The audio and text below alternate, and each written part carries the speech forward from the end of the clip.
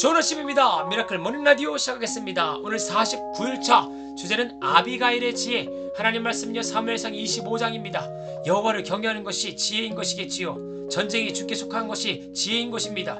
여러분들의 손에 칼과 단창이 있습니까? 여러분 그것을 쥐지 말라는 것을 하나님이 말씀하시는 것이 아닙니다.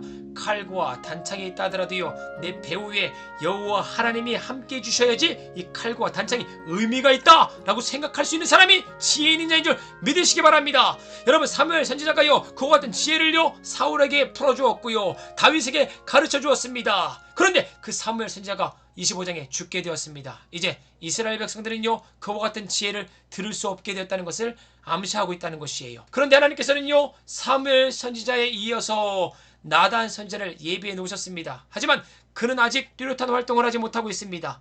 공백기가 있는 것이에요. 그 공백기를 메울 수 있는 지혜자가 등장합니다. 그 사람의 이름을 가리켜 아비가일이라고 말합니다. 25장 3절입니다. 그 남편은 나발이고요 그 여인을 가리켜서요 총명하고 용모가 아름다웠다라고 말씀합니다. 여러분 나발은 부자였습니다.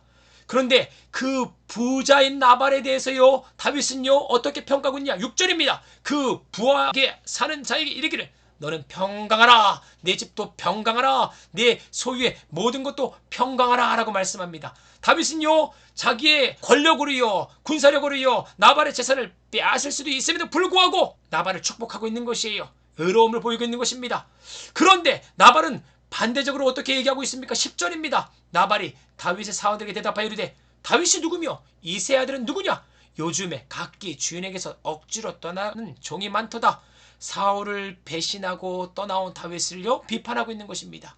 다윗이 자신의 재산을 축복했습니다. 물론 하나님의 말씀을 읽어보시면요 다윗이요 나발의 재산을 보호해줬습니다. 양과 소떼들을요 이방 국가다 특별히 블레셋 군인들로부터요 다윗의 군인들이 보호해줬다는 것을 그는 알아야 되는 것이겠지요. 정당하게 그것에 대한 대가를 다윗은 요구하기 위해서 나발을 찾아왔는데 먹을 것과 입을 것과 마실 것을요 당연히 주어야 할 나발이요 오히려 다윗을 비판하고 있는 것입니다. 그리고 11절에 그 비판 강도를 높입니다. 고기를 가져다가 어디서 왔는지도 알지 못하는 자들에게 주겠느냐? 다윗의 출신 자체를 부정하고 있는 것이에요. 여러분 이와 같은 이야기를 들었던 다윗은요 화가 머리끝까지 차올랐습니다. 13절 말씀입니다. 다윗이 자기 사람들에게 이르되 너는 각기 칼을 차라. 사울 왕을 죽일 수 있었던 수많은 기회를요 그가 참을 수 있었던 것은 무엇입니까? 전쟁은 하나님께 맡기는 것이에요. 자기 손에 칼과 단창이 있다 하더라도요 사무엘 선지자가요 하나님의 주권을 인정할 수밖에 없는 다양한 하나님에 대한 지혜를 풀어놓지 않았습니까? 그것을 들었기 때문에 다윗은요 골리앗 앞에 설 때도요 칼과 단창으로 나가지 않고요 무림매 하나만 가지고요 던졌지만 그 무림매를 하나님이 손에 쥐으시고요 골리앗의 이마에 정중앙에 맞춰서 골리앗을 죽게 하셨다는 것을 다윗이 알았을 터인데 그렇게 하나님 앞에서요 지혜를 가지고요 자신의 마음을 다스릴 수 있었던 다윗이요 작은 일에 무너지게 되었던 것입니다. 긴장감을 풀게 되어지면요 우린 누구나 무너지게 되어지는 것이에요. 하나님의 지혜가 우리 마음에 가득하지 않게 되어지면요 우린 누구나 넘어질 수 있는 줄 믿으시기 바랍니다. 오늘 저와 여러분들의 삶에 그와 같은 지혜가 있기를 소원합니다. 전쟁은 주께 속한 것이고 내 손에 쥐어진 칼과 단창도 하나님께서 함께 해주셔야지 그 모든 것이 의미가 있다. 이것을 깨우쳐줄 수 있는 지혜가 있기를 소원합니다. 그것을 누가 깨우쳐주냐? 아비가일이 깨우쳐 줍니다. 아비가일이 다윗에게 뭐라고 말하고 있습니까? 28절입니다. 주의 여종의 허물을 용서하여 주옵소서. 여호와께서 반드시 다윗 주를 위하여 든든한 집을 세우시려니 이는 내 주께서 여호와의 싸움을 싸우시며 내 주의 일생에 내 주에게서 악한 일을 찾을 수 없음이니이다. 다윗이 흥분하여 가지고요 전쟁이 주께 속한 것을 잃어버린 그런 상황에 놓였을 때 전쟁이 주께 속하였던 것을 그 지혜를 일깨워줬던 인물이 아비가일이었던 것이에요. 29절입니다. 생명싸개 속에 쌓여있을 것이요 내 주의 원수들의 생명은요 물매로 던지듯 여호와께서 그것을 던지시리이다. 골리앗을 죽일 수 있었던 그 사건 자체가 하나님의 은혜였구나. 그 지혜를 아비가일이 지금 다윗에게 풀어주는 것이에요. 다윗이 한순간 자기의 마음을 놓고 그 지혜를 잃어버렸지만 아비가일을 통하여서 여호와께 그 마음을 다시 돌리는 것입니다. 그리고요 그는 다시 자기 손에 피를 묻히지 않고 자기는 더 큰 일을 할 수 있는 그런 위대한 일인데 이런 작은 일에 넘어지면 안 되지라는 그런 경각심을 가지고 아비가일의 충고를 듣게 되어지는 말씀인 것입니다. 아비가일의 남편 나발은요, 미련한 자였습니다. 그 미련한 자가 어떻게 죽었습니까? 39절입니다. 나발이 죽었다함을 다윗이 듣습니다. 근데 그가 어떻게 죽었습니까? 36절입니다. 아비가일이 나발에게 돌아오니 그가 왕의 잔치와 같은 잔치를 그의 집에서 배설했습니다. 놨었어요. 아침까지 아무 말도 하지 않았습니다. 37절입니다. 아침에 나발이 포도주에서 깬 후에 그의 아내가 그에게 이를 말하며 그가 낙담하여 몸이 돌같이 되었더라. 돌에 맞아서 죽은 골리앗과 같이 하나님께서 치신 것이에요. 38절입니다. 한 열흘 후에 여호와께서 나발을 치심에 다윗의 손에서요, 그런 나쁜 피를 묻히지 않게 하시기 위해서요, 하나님께서 대신 나발을 치신 것입니다. 여러분, 전쟁은 주께 속한 줄 믿으시고요, 오늘 하루 그와 같은 아비가일의 지혜가 여러분들의 있기를 간절히 소원합니다. 여러분, 하루 3분으로 기적의 하루를 만드세요. 오늘 찬양은요, 강유진이 부릅니다. 내 삶은 주의 것. 주님 내 길을 잘 아시고 내 걸음 아시네. 어둠에서 빛을 내시는 그분을 믿네.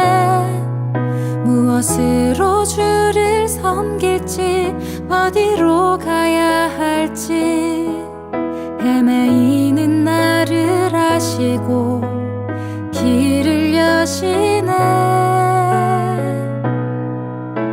내 삶은 주의 것, 내 삶은 주의 것, 온전한 신뢰를 주께 드리네. 보이지 않아도 믿음으로 걷네. 주 영광 바라보며 주만